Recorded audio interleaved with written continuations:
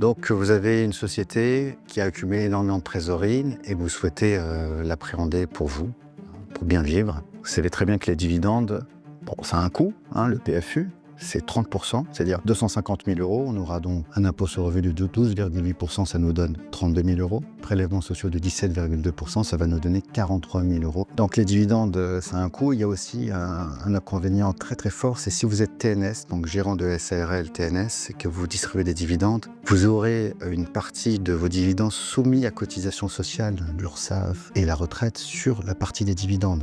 Alors que si on est dans une case plus-value, on n'a pas du tout ces cotisations sociales sur réduction de capital, ça n'existe pas. C'est spécifique aux dividendes, donc un gérant de SARL, TNS qui se distribue des dividendes, il aura le PFU, mais aussi des charges sociales sur ces dividendes. Donc une note un peu salée, 75 000 euros pour appréhender 250 000 euros de dividendes. Meilleure solution possible, c'est la réduction de capital. La réduction de capital, qui a été un sujet qui a beaucoup fait parler ces derniers temps, c'est quoi l'objectif? C'est de déplacer le régime d'imposition des dividendes RCM, revenus capitaux mobiliers, vers un dispositif qui est l'imposition de plus-value.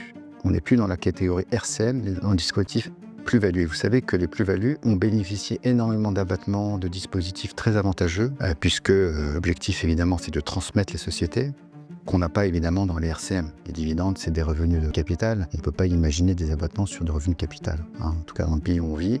Alors, si on est dans le régime des plus-values, réduction de capital, on s'ouvre à nous des dispositifs d'abattement énormes. On a le premier abattement qui est connu, l'abattement de 500 000 euros si on part à la retraite. 500 000 euros d'abattement sur la partie fiscalité. On a également les dispositifs, si on avait acheté les titres avant le 1er janvier 2018, on a des abattements renforcés. On a 50% après 2 ans, 85% après 8 ans. L'objectif, c'est pas de rentrer dans le détail de tous ces abattements, mais s'ouvre à nous des nouveaux horizons. On va pouvoir bénéficier d'avantages considérables. Je vous donne un exemple. 250 000 euros, c'était notre exemple à nous. Si on est dans la case des 8 ans de détention, on a donc 85% d'abattement. Total d'imposition, 11 250 euros, contre les 75 000 euros qu'on avait évoqués tout à l'heure, si on était dans la case dividende. Comme je vous l'ai dit, c'est un sujet qui ne plaît pas évidemment à l'administration fiscale. On ne fait pas, on ne travaille pas en tout cas dans notre cabinet pour faire exposer les clients à des risques fiscaux inconsidérés. On va donc chercher ensemble un intérêt économique à cette réduction de capital. La motivation purement fiscale est à démontrer par l'administration fiscale. C'est pas à nous de démontrer notre motivation économique, c'est l'administration fiscale qui a la charge de la preuve de démontrer que c'est purement fiscal. Bon, évidemment, on sera prêt pour constituer un dossier au cas où on trouvera des motifs économiques avant de faire ce montage, qui peut être de différents ordres. Par exemple, on veut réorganiser la composition de notre capital. On a 2 associés, on veut que l'un rejoigne l'autre au niveau des parts sociales. C'est un motif économique. Ou alors on a des capitaux propres qui sont disproportionnés par rapport à notre activité.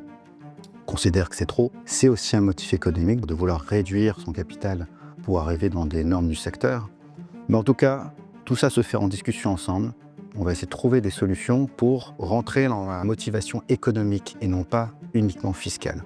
Une fois qu'on aura trouvé cette solution, on va pouvoir vous faire bénéficier de cette solution qui va vous faire gagner énormément de sous puisque derrière, on a une imposition qui n'a rien à voir. Donc si vous voulez vous distribuer votre cash à titre personnel, on est là pour vous aider, pour vous accompagner et surtout pour trouver les solutions ensemble.